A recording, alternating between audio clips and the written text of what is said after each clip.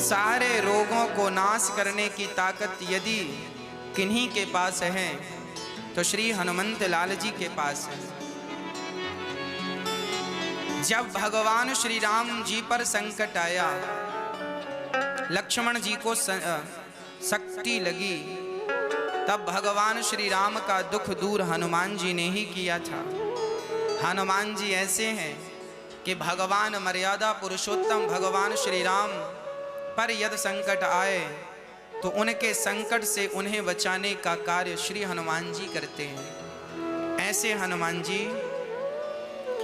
हनुमान जी मुझे विश्वास है कि हम जैसे सामान्य तुच्छ से प्राणियों को, ये जो हमारे भारत में और विश्व में जो कोरोना जैसी महामारी और रोग जो चल रहा है, इस रोग से कोई बचाएगा तो केवल भगवत कृपा बचाएगी। आप हनुमान चालीसा का रोज पाठ कीजिए। मुझे विश्वास है कि जिस घर में देसी घी का दीपक जलाकर हनुमान जी का राम दरबार रख करके और जो बड़ी श्रद्धा से हनुमान चालीसा का पाठ करते हैं, उनके घर की दरिद्रता, उनके घर का रोग, उनके घर का भय सदा सदा के लिए मिट जाता है। इसलिए नासें रोग हरें सब पीरा, जपत निरंतर हनुमत वीरा। संकट ते हनुमान छुड़ावे, मन क्रम वचन ध्यान जो लावे। सारे संकटों से हनुमान जी छुड़ाते हैं। सब सुख लहें तुम्हारी शरणा, तुम रक्षक काहू को डरना। जब हनुमान जी रक्षा करने वाले हैं तो हमारा ये रोग क्या बिगाड़ेंगे। इसलिए हम अपनी सुरक्षा करते हुए भगवान पर पूर्ण विश्वास करें। भगवान हम सबके रक्षक हैं। हनुमान चालीसा रोज पढ़ो, बच्चों को रोज पढ़ाओ, 5 मिनट भी नहीं लगता। बड़े श्रद्धा बड़े प्रेम से आप हनुमान चालीसा का नित्य पाठ करें, बच्चों को पाठ कराएं। बोलिए भक्त वत्सल भगवान की जय।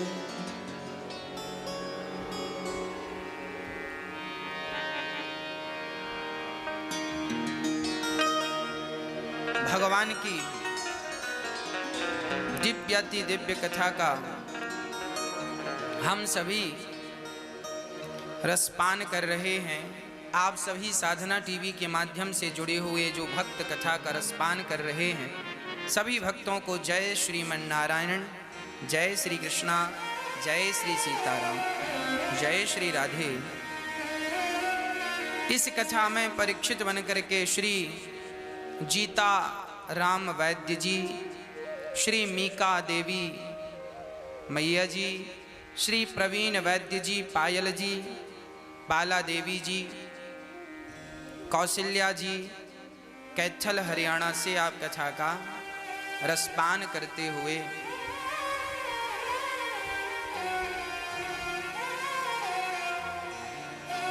अपने जीवन को कृतार्थ कर रहे हैं।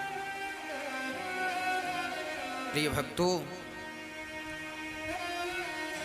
भागवत जी की पावन कथा में कल हम लोगों ने सुना कि भगवान श्री कृष्ण का प्राकट्य हो गया, जन्म हुआ। कहाँ? हथकड़ियाँ हैं, जेल में मोटे मोटे ताले लगे हैं, पहरेदार पहरा दे रहे हैं। हम कैसे जा सकते हैं? भगवान ने कहा अपने पिता श्री वसुदेव जी से, पिताजी जो गलती आप कर रहे हैं ना, यही गलती संसार का हर प्राणी करता है। वसुदेव जी ने कहा मैंने गलती? क्या गलती कर दी? भगवान ने कहा आपने यह गलती कर दी, आप यह समझ बैठे हैं कि मैं जाऊंगा तो बाधा है, पहरेदार हैं, दरवाजा है, ताले हैं। पिताजी आप ये मत सोचिए कि आप जाएंगे, आप अकेले नहीं जाएंगे, आप मुझे लेकर चलिए। आप जिस समय मुझे लेकर चलेंगे, संसार का बंधन अपने आप आपको खोलना नहीं पड़ेगा। आपको प्रयास नहीं करना पड़ेगा, आपको मेहनत नहीं करनी पड़ेगी, मुझे लेना पड़ेगा गोद में। जिस दिन मुझे लेकर चलोगे उस दिन ये बंधन अपने आप खुल जाएगा। वसुदेव जी ने भगवान श्री कृष्ण को गोद में लिया और जैसे अपने पग बढ़ाए, पाँव की बेड़ियाँ अपने आप खुल गईं, हाथ की हथकड़ियाँ अपने आप खुल गईं, जेल के दरवाजे अपने आप खुलने लगे, बिना कुछ किए अपने आप सब होने लगा। हमारी और आपकी यही गलती है, हम ये समझ लेते हैं कि हम कर रहे हैं, हम अपने आप को कर्ता मान बैठते हैं, हम ये कर रहे हैं, हम नहीं करेंगे तो ये काम नहीं होगा ना। ये हमारी सबसे बड़ी भूल है। और आप ये बात नोट कर लीजिएगा कि आप जो कर रहे हैं वो आप नहीं कर रहे हैं, अपितु परमात्मा आपसे वह काम करा रहे हैं। आपकी सामर्थ्यता नहीं है कुछ करने की, ईश्वर ने आपको पावर दे रखा है, शक्ति दे रखी है, एनर्जी दे रखी है, आप करते नहीं हैं। कभी आपने कठपुतली का नाच तो देखा ही होगा। जब कठपुतली नाचती है तो हमें देखने में ऐसा लगता है, वाह कठपुतली कितना बढ़िया नाच रही है। कठपुतली का नाच आपने देखा है कभी? देखने में ऐसा लगता है कि वाह कितना बढ़िया नाच रही है कठपुतली, पर हम ये भूल जाते हैं कि कठपुतली के नाच में कठपुतली नहीं नाचती, बल्कि कठपुतली को नचाने वाला पर्दे के पीछे होता है। कठपुतली के शरीर में रस्सियां बंधी होती हैं, धागे बंधे होते हैं, और वो धागे वो नचाने वाला अपनी उंगलियों में फंसाता है, और जैसे उंगली आगे पीछे करता है तो कठपुतली हमें नाचती हुई प्रतीत होती है, नाचती हुई दिखती है। कठपुतली नाचती है, यह सत्य है, पर यह भी सत्य है कि वो अपनी मर्जी से नहीं नाचती, उसे नचाने वाला पीछे होता है। उसी प्रकार हम सभी कठपुतली हैं और हम सभी को नचाने वाला परमात्मा हम सबके भीतर है। वही सब ही नचावत राम गोसाई, उमा दारु जोसित की नाई। हम ये अहंकार, जहां जहां हमारा अहंकार जमा हमने कर रखा है, वहां वहां से अपना अहंकार उठा लो। ना तुम कुछ करने वाले थे, ना तुम कुछ करने वाले हो,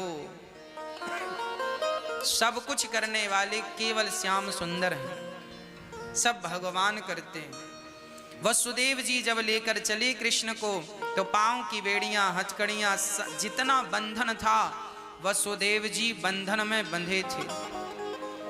हम लोग भी बंधन में बंधे हैं।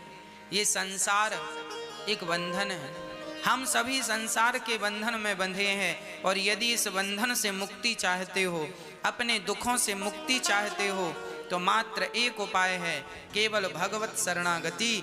जिस दिन भगवान को अपने हृदय में रखकर चलोगे, जिस दिन ईश्वर को अपने हृदय में धारण करके चलोगे, उस दिन आपके जीवन का कोई बंधन आपके सामने नहीं होगा। आपके जीवन में सिर्फ आनंद होगा, सिर्फ मुक्ति होगी। वसुदेव जी चले, जेल के दरवाजे वैसे ही खुल गए जैसे मोक्ष के द्वार खुल जाते हैं। गोकुल में पहुंचे हैं, श्याम सुंदर को रखा है। एक कन्या को माता यशोदा ने जन्म दिया, उस कन्या को लेकर आए वसुदेव जी। जैसे वो कन्या का नाम था योग माया, माया थी वो। जैसे ही माया को लेकर आए, अपने आप उनके पांव में बेड़ियां, हाथ में हथकड़ियां बंध गईं। वसुदेव जी जब माधव को लेकर चले तो बंधन से मुक्त हो गए, और माया को लेकर आए तो अपने आप बंधन में बंध गए। माधव अर्थात भगवान बंधन से मुक्त करते हैं, और माया, माधव बंधन से मुक्त करते हैं, और माया अक्सर बंधन में बांधती है। यदि बंधन चाहिए तो माया के पीछे भागो, और मुक्ति चाहिए तो माधव के पीछे भागो। इसलिए आप ये निर्णय कर लीजिए कि आपको किसके पीछे भागना है, माया या माधव। माया माया सब कहें, माधव कहे न कोय। एक बार माधव कहे सुमाया चेरे होय। माया माया सब कहें, सारी दुनिया माया के पीछे भाग रही है और यही है सबसे बड़ा दुख। आप जरा सुबह सुबह आप पश्चिम दिशा की तरफ भागेंगे तो आपकी परछाई आपके आगे होगी। आप अपनी परछाई को पकड़ने जितना तेज भागेंगे आपकी परछाई आपसे उतना आगे जाएगी। आप सूर्य भगवान की तरफ पीठ करके और अपनी परछाई को पकड़ने भागेंगे तो आपकी परछाई आपसे आगे होगी। अब एक काम करिए, सूर्य भगवान की तरफ भागिए, सूर्य भगवान की तरफ दौड़िए। जब सूर्य भगवान की तरफ आप दौड़ेंगे तो आपकी परछाई आपके पीछे पीछे दौड़ेगी कि नहीं? आपकी परछाई आपके पीछे हो जाएगी। ये परछाई क्या है? संसार का सुख ही परछाई है। जब आप संसार के सुख के लिए भागते हैं तो संसार का सुख आपसे 4 कदम आगे पहुंच जाता है। आप उसे पकड़ना चाहते हैं, वो आपसे आगे खड़ा हो जाता है। इसलिए संसार के सुख के पीछे भागोगे तो जीवन भर भागोगे, कहीं शांति नहीं मिलेगी। इसलिए संसार के सुख के पीछे नहीं, भगवान के चरणों के पीछे, भगवान के लिए भागो। जो भगवान के पीछे भागता है संसार का सुख उसके पीछे पीछे भागता है और वो सुख की तरफ पलट कर देखता नहीं है। जिसे भक्ति का सुख मिल गया हो, जिसे भगवान नाम का सुख मिल गया हो, वो संसार का सुख भला क्या करेगा ग्रहण करके? संसार का सुख तुच्छ है, भगवान की भक्ति का सुख सबसे श्रेष्ठ सुख है। इसलिए भगवान श्री कृष्ण को लेकर गए तो माया से मुक्त हो गए, बंधन से वसुदेव जी, और जब माया को लेकर आए तो बंधन में बंध गए। सारे ब्रज में उत्सव चालू हो गया। मैया बधाई हो, ओ मैया यशोदा बधाई हो। सारे ब्रजवासी बधाई बधाई देने लगे। मैया बोली लाला, ब्रजवासी बोले मैया बुढ़ापे में रबड़ी सी रात में लड़ुआ सो लाला जायो है, बधाई हो बधाई हो। भगवान श्री कृष्ण का दर्शन करने के लिए दूर दूर से लोग आए, भगवान शंकर भी दर्शन करने आए। सारे देवता देवियां रूप बना बना कर श्याम सुंदर का दर्शन करने आए। भगवान इतने सुंदर हैं, आंखें बिल्कुल कजरारी सी हैं, बाल बिल्कुल घुंघराले से हैं और बड़े प्रेम से भगवान श्री कृष्ण बहुत प्रेम से अपना दर्शन देकर भक्तों को अनुग्रहित कर रहे हैं। हाँ, नैन तुम्हारे कजरारे और घुंघराले बाल, नैन तुम्हारे कजरारे और घुंघराले बाल, रूप तुम्हारा देख के मोहन हाल हुआ बेहाल। सोचा भगवान इतने सुंदर हैं, इसलिए आप किसी की सुंदरता ना देखा करो।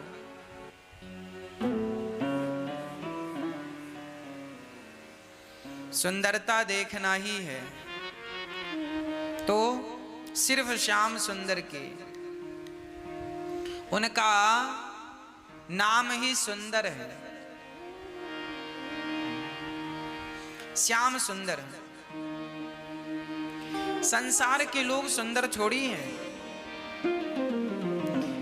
एक्चुअली बात ऐसी है कि अभी आपने संसार के लोगों को ही देखा है तो आपको लगता है बस वो कुएं का मेंढक होता है ना, कुएं को ही संसार मान लेता है। बेचारा कभी कुएं से निकलता नहीं है, उसे लगता है बस यही है संसार, यही है दुनिया, उसी को अपनी जिंदगी मानकर जीता रहता, कुएं का मेंढक। आप लोगों ने भी केवल पुरुषों को देखा है, केवल स्त्रियों को देखा है, केवल संसार को देखा है, इसलिए आप इनमें ही उलझे रहते हैं। आपको लगता है ये पुरुष कितना सुंदर है, आपको लगता है ये स्त्री कितनी सुंदर है, आप संसार की सुंदरता में उलझे रहते हैं। कभी आपने सोचा है कि इस संसार को इतना सुंदर यदि बनाया है तो संसार को सुंदर बनाने वाला स्वयं कितना सुंदर होगा। जिनकी रचना इतनी सुंदर, वो कितना सुंदर होगा। इसलिए कुएं के मेंढक मत बने रहो, संसार में ही ना उलझे रहो। ये संसार से भी सुंदर कोई है, संसार से भी अच्छा कोई है। एक बार उस परमात्मा में, उस कृष्ण में, श्याम सुंदर में अपना मन लगाओ। उनकी आंखें बड़ी सुंदर सी मोटी मोटी खजरारी सी हैं, उनके बाल बड़े सुंदर घुंघराले से ठाकुर जी के बाल, उनकी नाक बड़ी सुंदर सी है कन्हैया जी की। हमारे श्याम सुंदर के अधर होंठ बहुत सुंदर हैं, गाल बड़े सुंदर गोल गोल फूले हुए,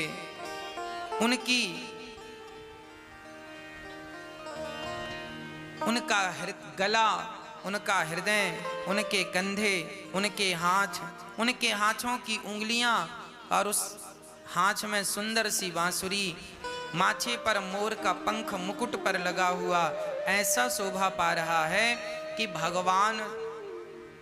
भगवान की सुंदरता में एक बार कोई उलझ जाए तो फिर वो सुलझता नहीं है। संसार व्यक्ति को तब तक अच्छा लगता है जब तक भगवान की सुंदरता उसे समझ ना आ जाए।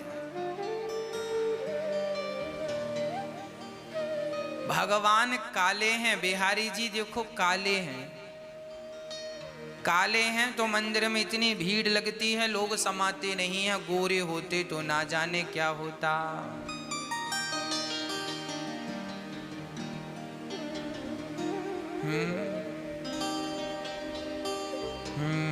जो गोरे होते तो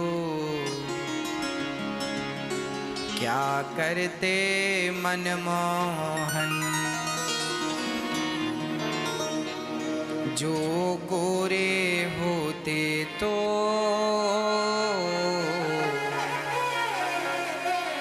क्या करते मनमोहन, जो गोरे होते तो क्या करते मनमोहन, जो गोरे होते तो क्या करते मनमोहन, जब श्याम रंग पर ही दुनिया मर जाती है, जब श्याम रंग पर ही दुनिया मर जाती है, ऐ श्याम तेरी बंसी पागल कर जाती है। काले हैं तो इतनी भीड़ है, गोरे होते तो पता नहीं क्या करते।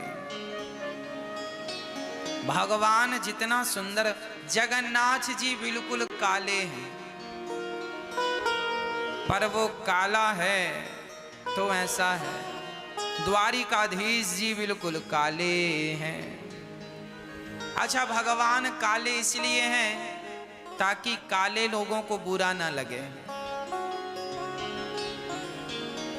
हाँ,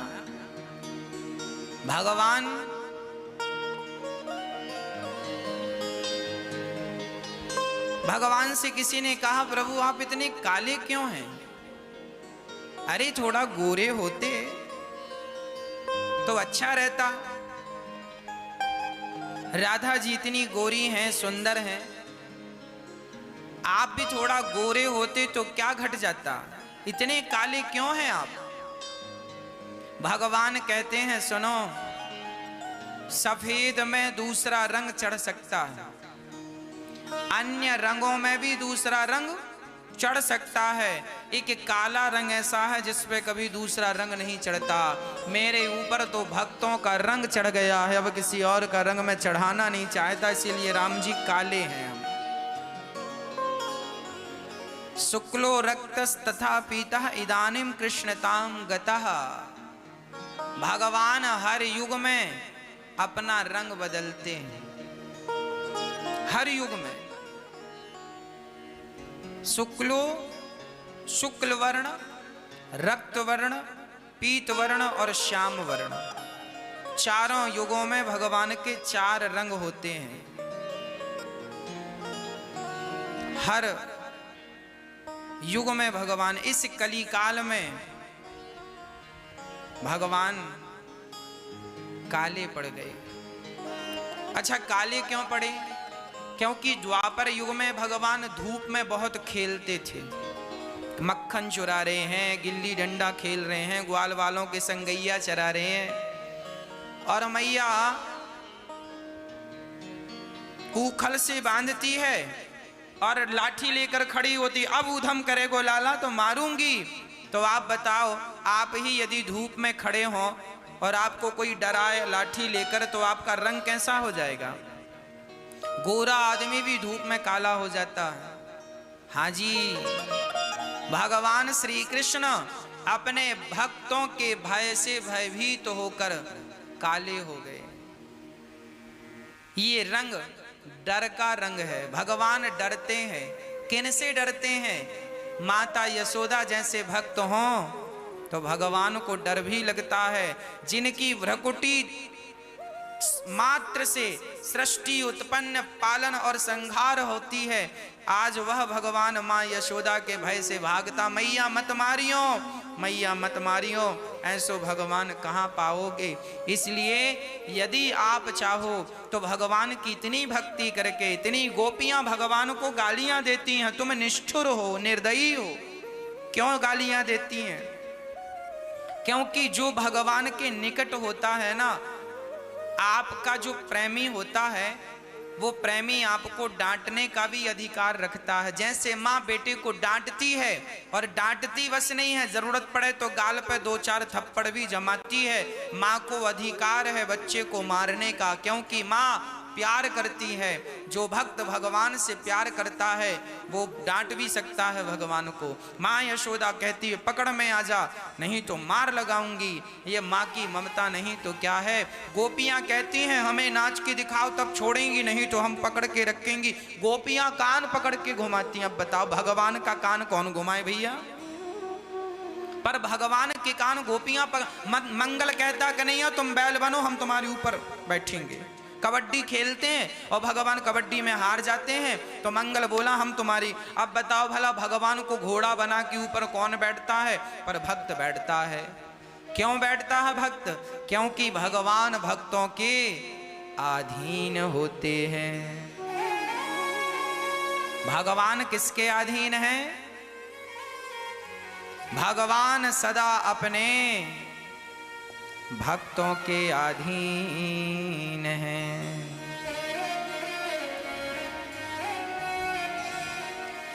भगत के वश में हैं भगवान, भगत के वश में हैं भगवान। भक्त बिना ये कुछ भी नहीं है, भक्त बिना ये कुछ भी नहीं है। सत्य घटना पर आधारित है ऐसा भजन जो सत्य को बयां करने वाला है। ये घटना वृंदावन की है।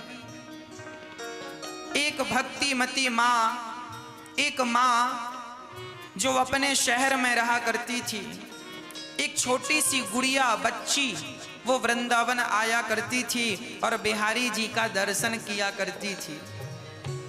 उस बच्ची का मन बिहारी जी में बहुत लगा, तो वो वृंदावन से इतना अटैचमेंट उसने किया, इतना जुड़ाव हुआ वृंदावन से उसका, कि वो हर महीने अपने पिता के साथ आती, तो कभी भाई के साथ आती, उसका विवाह हो गया तो पति के साथ आती, बच्चे हुए तो बच्चों के साथ आती।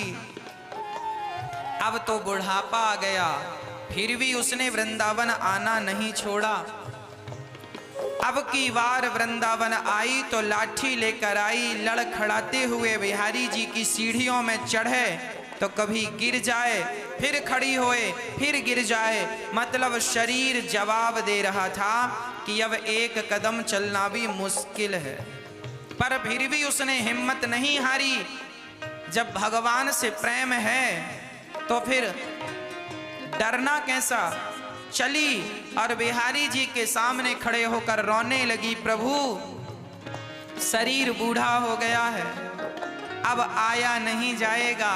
जब तक ताकत थी शरीर में सो मैं आपके दर आती रही, अब ताकत खत्म हो गई प्रभु, अब प्रार्थना है आप मेरे साथ चलो। तो वृंदावन से लड्डू गोपाल जी खरीद कर अपने घर ले गई और उन्हीं की वो सेवा इस भाव से करती कि ये मेरे श्याम सुंदर मेरे बिहारी जी हैं और मैं प्रत्यक्ष, लोग मूर्ति समझकर सेवा करते हैं, वो भगवान को भगवान जानकर सेवा करते हैं। हाँ, भगवान भक्तों के वश में हैं, भगवान सदा भक्तों के अधीन है, भगत के वश में हैं भगवान। जब भगवान का इलाज डॉक्टर ने किया तो डॉक्टर ने तो भगवान का इलाज ना कर सके, पर भगवान ने उनकी बुद्धि का इलाज कर दिया। कोई भगवान को पत्थर कहता है, कोई भगवान को मूर्ति कहता है, पर जिसके हृदय में भगवत प्रेम है वो इन्हें भगवान कहता है। आप पत्थर देखते हैं, हम उस पत्थर में कृष्ण को देख लेते हैं। ये तो अपने अपने देखने का नजरिया है साहब, आपका अपना नजरिया है, हमारा अपना नजरिया है। गुलाब का एक बगीचा था, उस बगीचे के पास से एक व्यापारी निकला तो बगीचे को गुलाब का बगीचा देखकर बोला, वाह ये गुलाब का बगीचा मिल जाता तो मैं गुलाब का व्यापार शुरू कर देता। थोड़ी देर बाद वहां से एक भगवान का सच्चा भक्त गुजरा और उसने खिले हुए गुलाब देखे तो उसने कहा, ये गुलाब का बगीचा मुझे मिल गया होता तो मैं भगवान का श्रृंगार, संपूर्ण श्रृंगार गुलाब से कर दिया होता। एक ही वस्तु को दो लोगों ने देखा, एक व्यापार के नजरिए से, एक प्रभु के प्यार के नजरिए से। जाकी रही भावना जैसी, प्रभु मूरत देखी तिन तैसी। जो जिस भाव से भगवान को देखता है, भगवान उस भाव से उसे देखते। भगवान उसी भाव से देखते। इसलिए भाव का भूखा हूं मैं, भाव ही एक सार है, और भाव से भजले मुझे तो भव से बेड़ा पार है।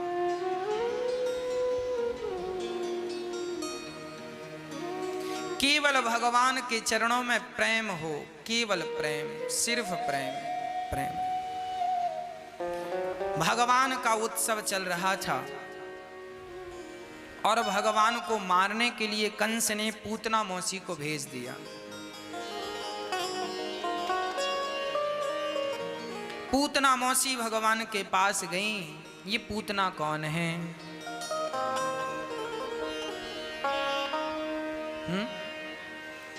पूतना लोकवालघिनी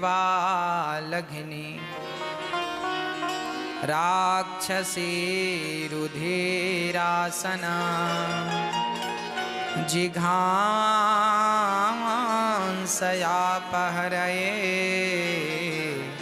स्तनं दत्वापसद्गतिम्। पूतना भगवान श्री कृष्ण को मारने के लिए गई।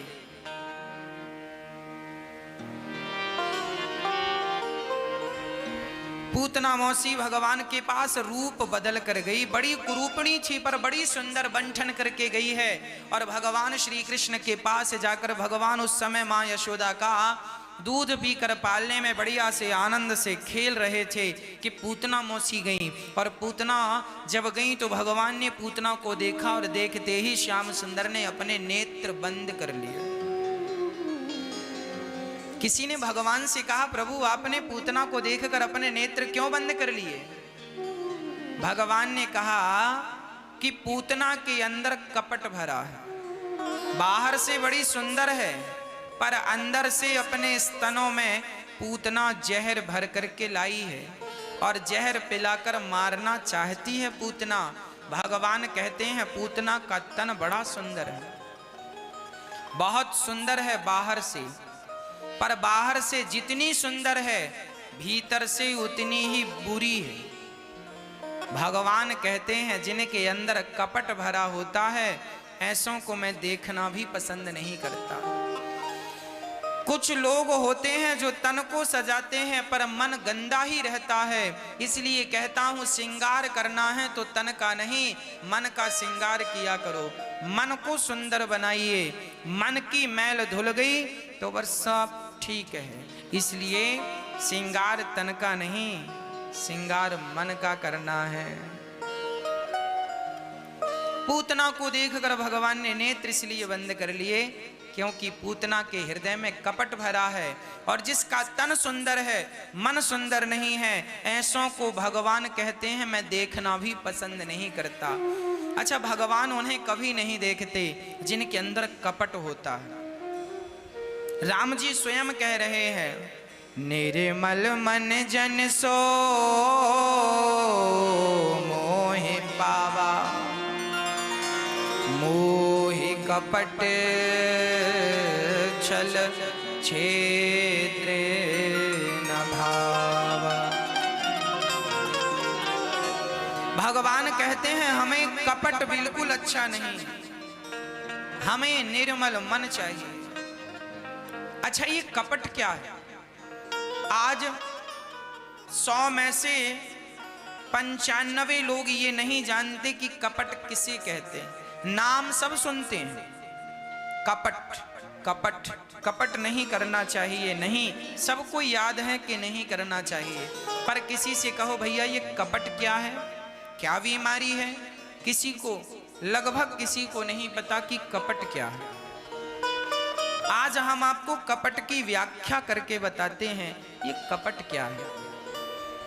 हमारे भीतर यदि कपट होगा तो भगवत प्राप्ति में ये बाधा बन जाएगा। जैसे सुई में धागा डालना हो तो धागे में गांठ नहीं होनी चाहिए। यदि एक भी गांठ है तो सुई के छेद से धागा निकलेगा नहीं, फंस जाएगा क्योंकि गांठ है। उसी प्रकार आप भी मोक्ष के दरवाजे में फंस जाएंगे यदि कपट की गांठ होगी तो।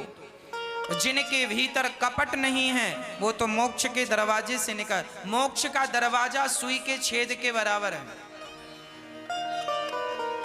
सुई का छेद जितना बड़ा है इतना ही बड़ा मोक्ष का दरवाजा। इसलिए कहता हूं आप बहुत छोटे बन के रहा करो। जिसके भीतर अहंकार होता है वो बहुत बड़ा समझता है, अपने आप को बहुत बड़ा मान लेता है। और भैया अब सुई के छेद से बड़ा आदमी निकलेगा कैसे?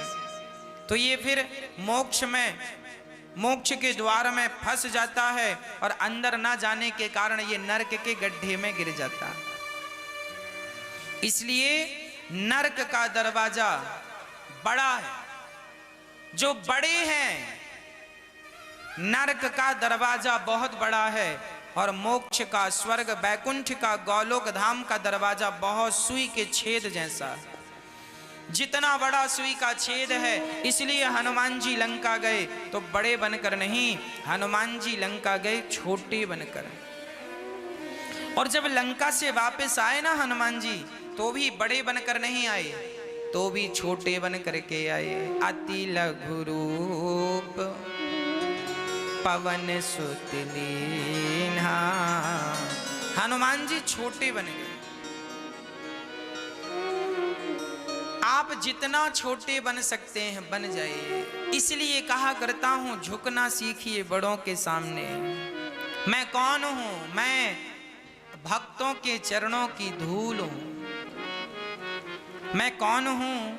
मैं आपके चरणों की धूल हूं। इसलिए हे नाथ, मैं आपके चरणों की धूल हूं, मैं भक्तों के चरणों की धूल हूं। मेरी हैसियत तिनके से ज्यादा, मैंने बताया था ना कि भगवान के मंदिर जाया करो तो तिनका लेकर जाया करो। भगवान बोलेंगे ये तिनका लेकर क्यों आए हो?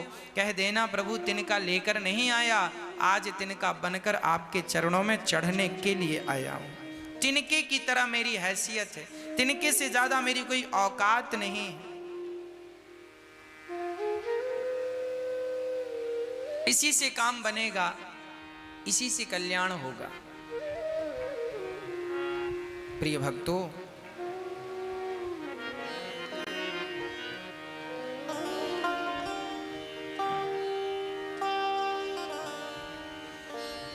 श्री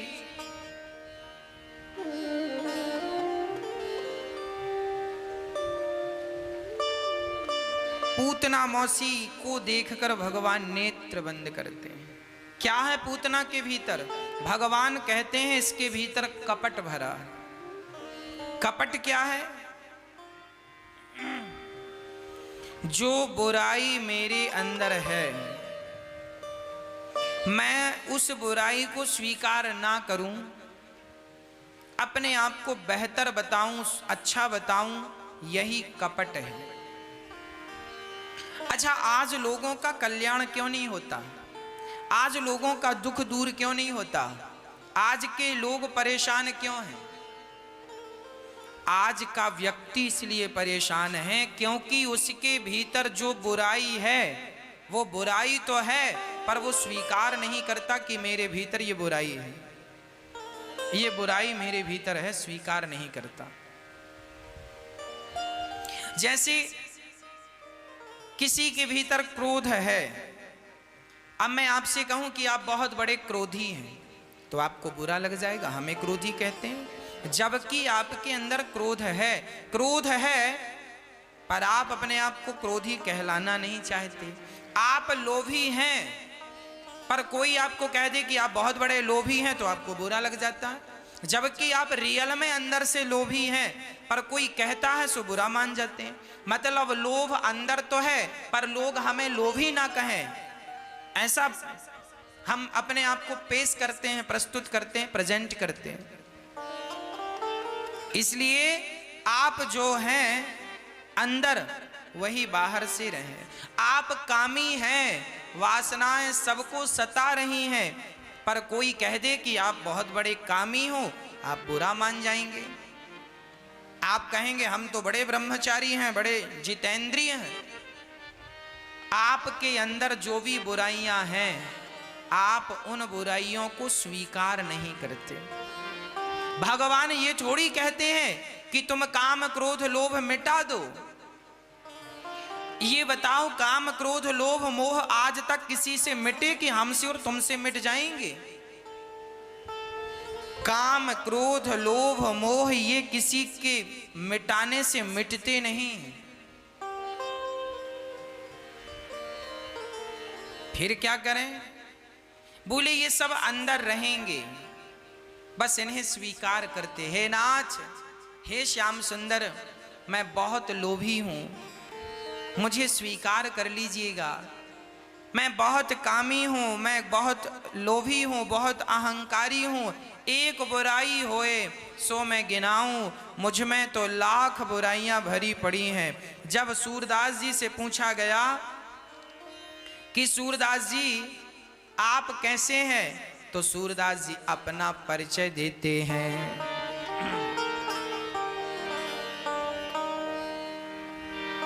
सूरदास जी कहते हैं, देखिए सूरदास जी का परिचय सुनिएगा, है ना। क्या परिचय है सूरदास जी का?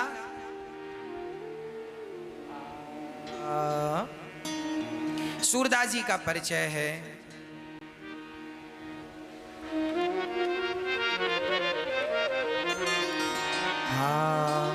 मौसम कौन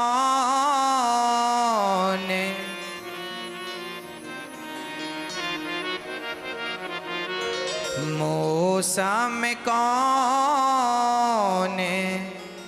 कुटिल खल कामी,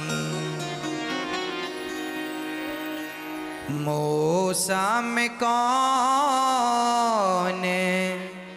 कुटिल खल कामी।